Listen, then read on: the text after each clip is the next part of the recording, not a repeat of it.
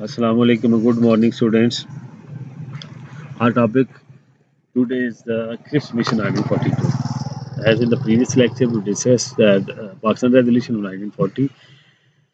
इस सारी सिचुएशन को देखते हुए ब्रिटिश ने अब कोशिश की कि हिंदुस्तान को किसी न किसी तरीके से अपने कब्जे में रखें या इकट्ठा रखें या कांग्रेस के साथ मिलकर कोई ऐसा प्लान करें। तो इस सिलसिले में उन्होंने एक मिशन भेजा जिसको सर स्टैफर्ड क्रिप्स लीड कर रहे थे। इसको क्रिप्स मिशन के नाम से जानते हैं 1942 में। So British government sent a mission to India in 1942 under Sir Stafford Cripps, the Lord Private in order to achieve Hindu-Muslim consensus under some constitutional arrangements and convince the Indians to postpone their struggle till the end of the Second World War. Cripps arrived in Delhi on March 22, 1943 and had a series of meetings with the leading Indian politicians, including the Jawaharlal Nehru, Abdul Kalam Azad, Quaid-e-Azam, Sir Sikandar, Hayat Khan, A.K. Fazlul Haq, Dr. Ambedkar, V.D. and Savarkar and Taj Bhinder Sapra etcetera. बहुत सारे leaders के साथ उन्होंने आके meetings की और उन्होंने कोशिश की उनको कन्विंस करने की कि अभी तो सेकेंड वर्ल्ड वॉर चल रही है, तो इसके बाद आप लोग अपनी जो सेपरेशन है या इंडिपेंडेंस है इसकी बात करें।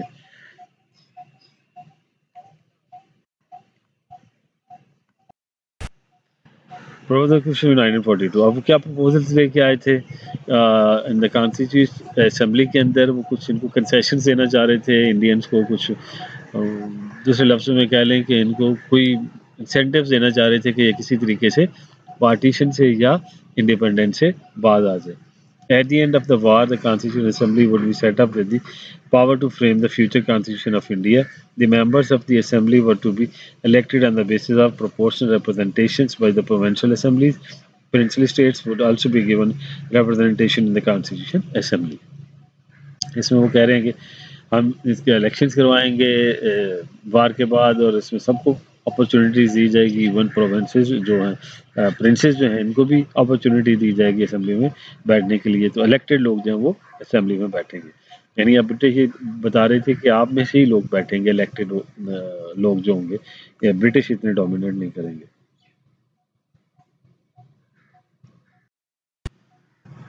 The provinces not agreeing to the new constitution would have the right to keep itself out of the proposed union. Such provinces would also be entitled to create their own separate union. The British government would also invite them join the Commonwealth. जो सूबे ये इस पर इतफाक नहीं करते कि वो इस फेडरेशन में रहना चाहते हैं, वो अलग से अपना कॉन्स्टिट्यूशन बनाना चाहते हैं, तो इस पर भी ब्रिटिश एग्री कर गया और उन्होंने कहा कि हम उनको इवन कॉमनवेल्थ में भी एक्सेप्ट कर लेंगे। Dominion status that during the course of the war, the British would retain their hold on India. Once the war finished, India would be granted dominion status with the complete external and internal autonomy. It would be, however, be associated with the United Kingdom and the other dominions by the common alliance to the crown. वो कह रहे हैं कि जंग के बाद हम आपको डोमिनियन स्टेटस दे देंगे, एक्सटर्नल भी इंटरनल भी। सिर्फ अलामती तौर पे आप जो ना किंगडम ऑफ ब्रिटेन उसके अंडर रहेंगे, बाकी सारे अफेयर्स आप खुद से चला सकेंगे। Then election of the provincial assemblies to be held after the end of the war. The provincial assembly will elect the members of the constituent assembly in the number equal to 1/10 of their respective strength. तो सूबों के अंदर भी elections करवाएंगे और उनके जो members होंगे वो अपनी स्ट्रेंथ के मुताबिक 1/10 रिप्रेजेंटेशन होगी सूबों की उसमें। Indian affairs. During the war, in the interim government comprising of different parties of India would be constituted. However, defense and external affairs would be in the sole responsibility of the viceroy. अब वो कह रहे हैं कि एक हम इस जंग के दौरान या जंग के बाद एक इंटर्म गवर्नमेंट बनाएंगे, आर्जी हुकूमत बनाएंगे इंडिया की, जिसमें सारी पार्टीज को चांस दिया जाएगा, लेकिन डिफेंस और जो एक्सटर्नल अफेयर्स हैं, फॉरेन अफेयर्स हैं, वो ब्रिटिश के पास रहेंगे, बाकी अफेयर्स ये वाली इंटर्म गवर्नमेंट इनके पास होगी। No amendment.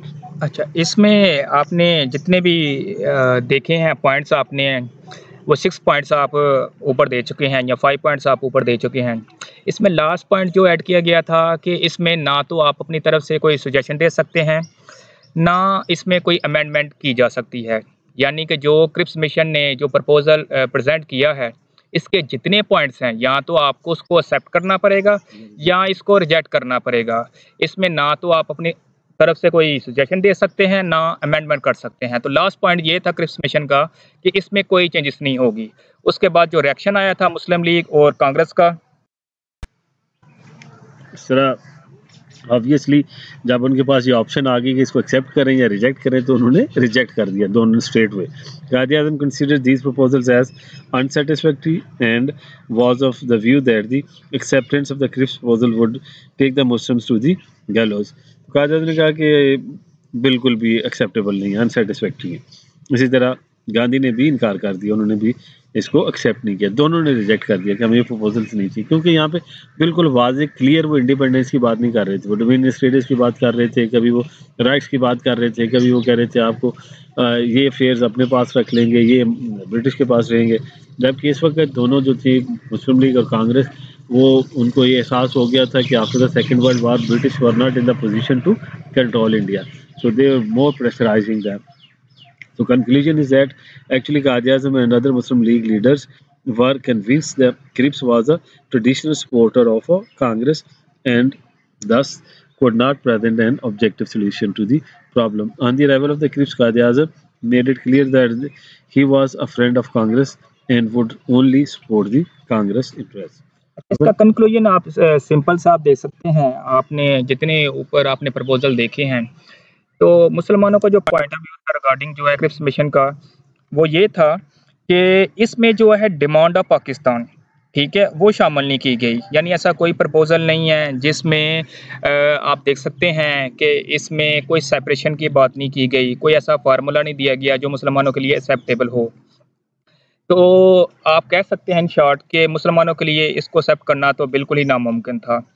और कुछ एलिगेशन भी थे कि जो उसकी सिंपैथी थी क्रिप्स की, वो ऑलरेडी आप देख सकते हैं कि वो ज़्यादातर कांग्रेस या हिंदू की तरफ से थी।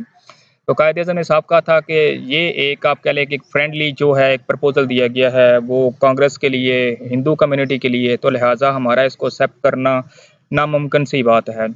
तो मुसलमानों की तरफ से, मुस्लिम लीग की तरफ से जो रिएक्शन आया वो तो बिल्कुल आप कह लें कि इसको रिजेक्ट कर दिया गया, ठीक है। तो आप कह सकते हैं कि जो क्रिप्स मिशन था वो मुसलमानों